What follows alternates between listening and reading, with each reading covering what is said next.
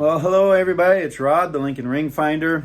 Thank you for all your support, your kind words, and sharing our capabilities and what we can do so we can help other people. This was kind of a unique situation. It was a cold case, but I had to get information from her on it. But this just goes to show that items lost long ago can be found, and you need to search your private groups. Go into your private groups on Facebook, hit the sight glass, clear up here, the little inspector magnifying glass, and type in lost ring. Scroll through your private group, find people that have lost items, get them in touch with me. I will then get a hold of them and do the rest of the work. But I need your help in finding these folks that are in their private groups so I can help them. But I'm shooting this video because I had some people ask, how exactly did you do that recovery in that sand pit? What was your game plan? What was your logic? I don't understand exactly what all went on and stuff. So what I got here is I'm going to show in a scale representation the area, and also by using props, what I did, how I came to do the type of search grid that I did, and the type of recovery. And so let's move on. As you can see, I've got the lake bottom. This is the sand, and it's supposed to be at a 45-degree angle. It was really steep, and I'll show you a video of that. This is the terraced area of the neighbors, and this is going to be the trampoline on top. As you can see, as people would jump into the water, this sand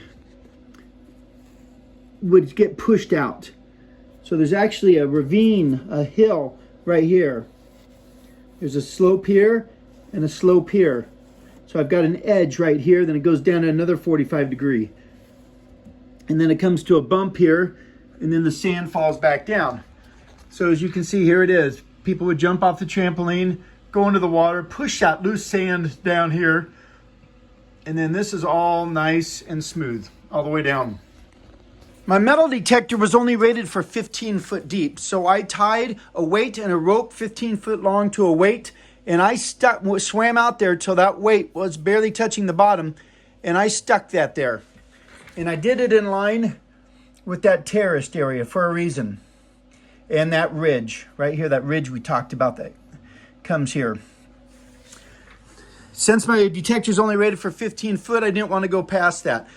So then I take a weight and I swim back out with a 10-pound anchor with a rope on it, and I put that down right next to that drop line with a buoy at the top, and I go all the way back up the hill, and I pull it tight and I lay it down.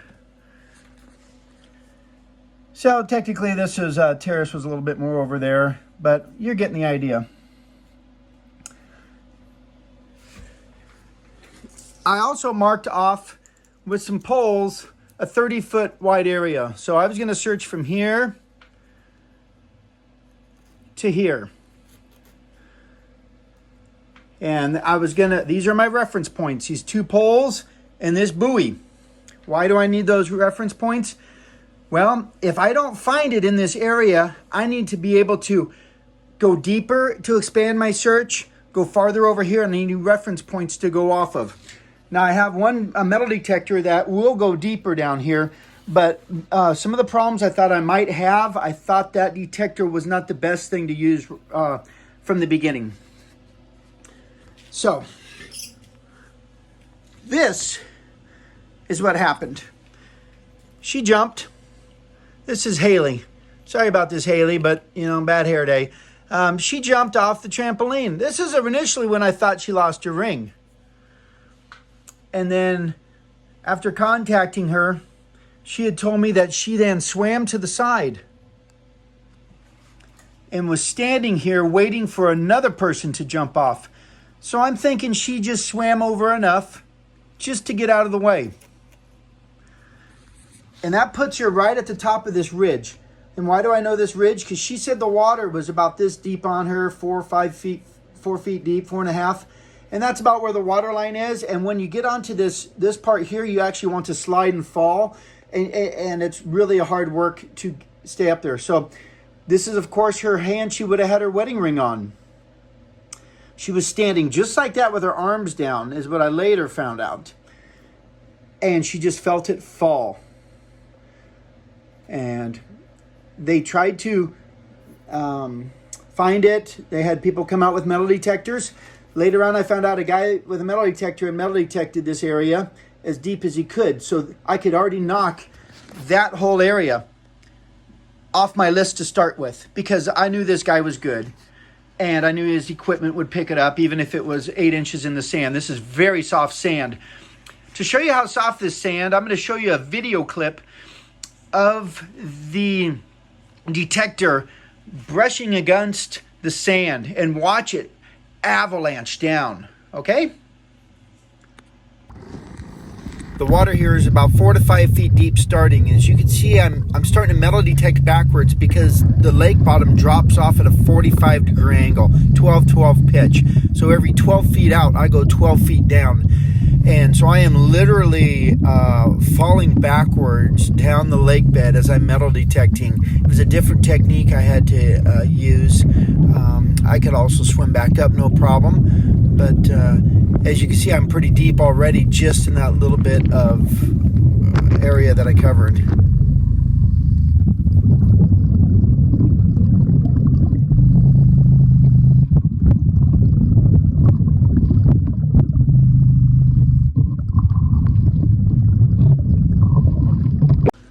My thinking was, with as much boat traffic was out here and people playing and maybe tubes and all sorts of stuff, and why just waiting for a friend, I believe, who was younger, she was going to stay in close vicinity but safe enough away that she wouldn't get jumped on here, because remember, this actually slopes down here. So once you get a little closer to this, you start falling down this hill. You can saw in that video how steep it is. So at this point, I decided that my starting point is going to be here. I had talked to divers experienced with this, and they had told me, maybe work left to right, maybe work bottom to top, everything. This dive system I have, I decided to start at the top. I adjusted my weight, though, so I was just barely sinking, because on this hill, I found out I just wanted to fall down backwards. Just fall. So I could not afford to get my flippers to dig into the sand and flick that ring down farther, or possibly bury it deeper to where I couldn't get a signal. So I then follow this rope and I metal detect. And when it's pitch black water, this is how I do it. I follow this rope. This rope allows me to know how far and how fast I'm moving and where I'm at. If I find a signal clear out here, I can then put my foot on here. And one of my dive buddies had a great idea of putting a progress marker on here that you can slide along. So if you get a signal, you got to come over here and dig a little bit. You can come back, you can feel for that progress marker, and then start there again. So I start metal detecting down.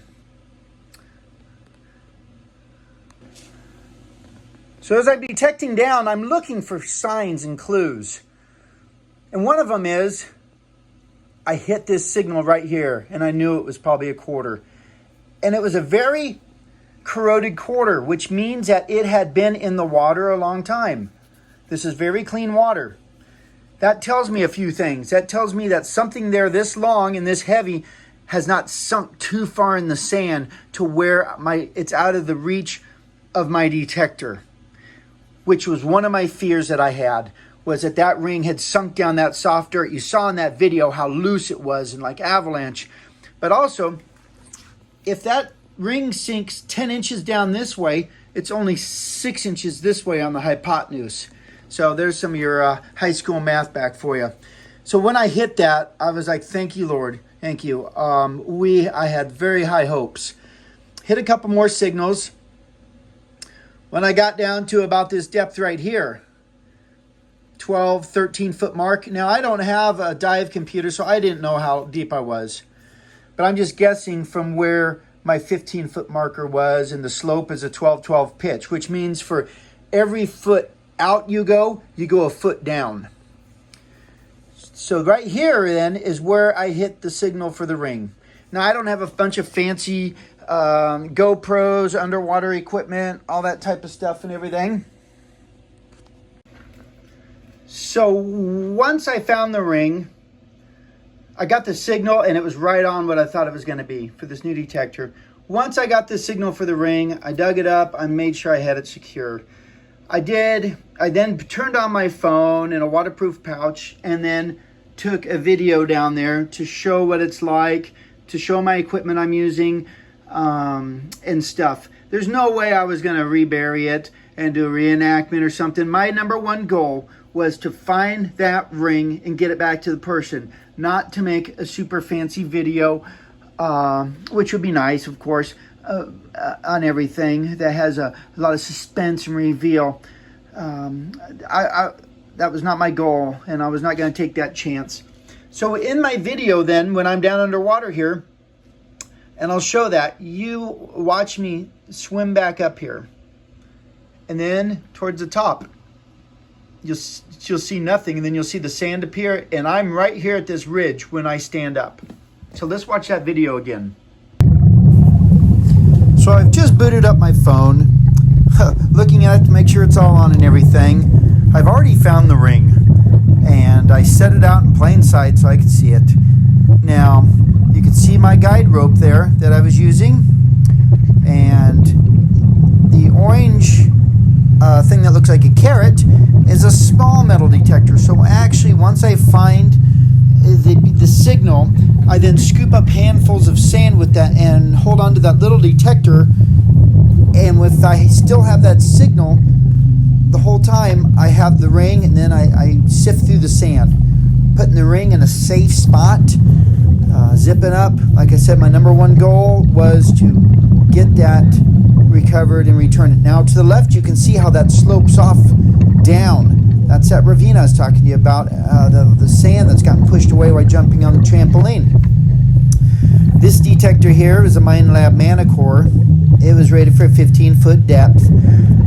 In the other video I showed you, that was a Garrett that was rated for 10 foot. That was an effort that I put in last year, and I was actually in the wrong spot. I was to the left, looking in front of the trampoline, and then I got some more information. So here you're going to see me start now swimming back up.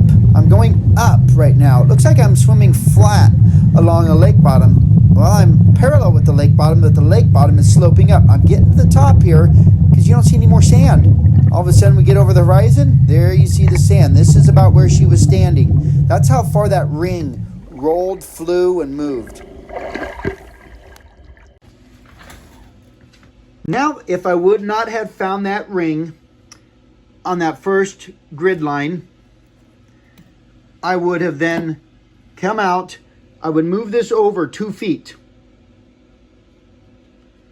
Then I would go back up to the top again, and I would move. I have an anchor on each end, and I would move that over 2 feet again.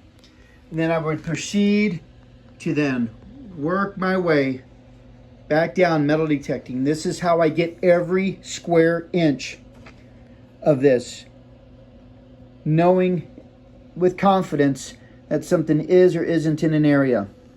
And I would continue that until I got over to this flag, and then I would make an assessment. What do I do now? Do I think that the ring is too far out of reach because of all the loose sand going down it? I would have to say no, because remember, we found that quarter that had been in the water a long time. So I would have then continued my search probably deeper, or I would have gone from this point and gone over and started working this ridge right here. And then that is a lot of sand very easily as activity happened over the next 2 or 3 years. Remember, this happened in 2022. That sand could have buried it. And that was one of the fears I had.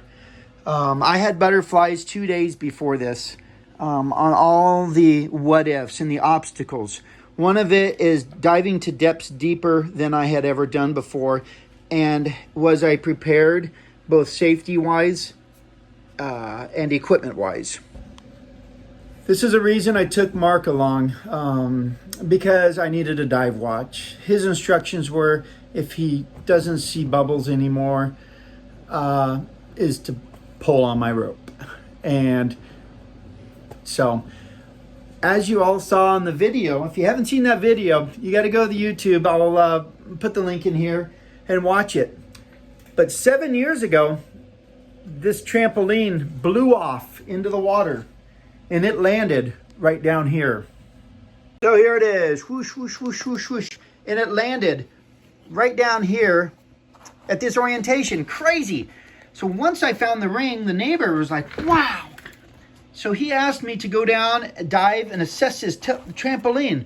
Well, I went down to pick this buoy up, and I saw the corner of the trampoline. So and remember, this is still going at a 12-12 pitch. So this was 15 foot deep here, and this went to 20 to 25 feet deep here. So that was the deepest I'd ever dove with my system. I then dug some of the sand out around the legs of the trampoline. I picked up on the trampoline. Hey, I can move it and everything. So then I hooked ropes to it, and we ran him all the way up onto the top terrace where his Jeep was sitting, and we slowly pulled this up out of the water. And here's some of the video of that. He compensated for us for that, and for that I'm grateful because that helped pay for my trip and my equipment. And this stuff is not cheap. So one of the reasons he was so concerned is, well, this was in front of the neighbors. So this is kind of like, I don't know if it's a property line, but this is like the dividing the water area from his area and the neighbors. And they would always fish, and it had that safety net on it, as you saw in that video. And hooks were always getting caught on that net. And then with the safety net poles sticking up, think about a low water year and the hazard those could be if somebody fell off some sort of a surfboard thing, paddleboard, water ski, even a boat prop hitting it and stuff. And so it was really good to get that out of the water. So we accomplished a lot that day, more than I thought we were going to be able to. Thank you for, like I said, all your guys' support, sharing me with people, looking for people that need help, getting me in contact with them. I can't help everybody. I can't perform miracles. I can only be willing to have one worked through me in this situation. I would have loved to have got it back a couple of years ago for her. Even if she would have found me, I wouldn't have been able to do it because I did not have the equipment. It's only because you people have shared me and have found people for me to help have I been able to take what they've donated to me and pass it on by buying more equipment and seeing where the need is, buying that equipment so that I can help people. I hope you found this video informative. Any questions, just leave them in the comments and I'll answer them right there in the comments. Take care, y'all.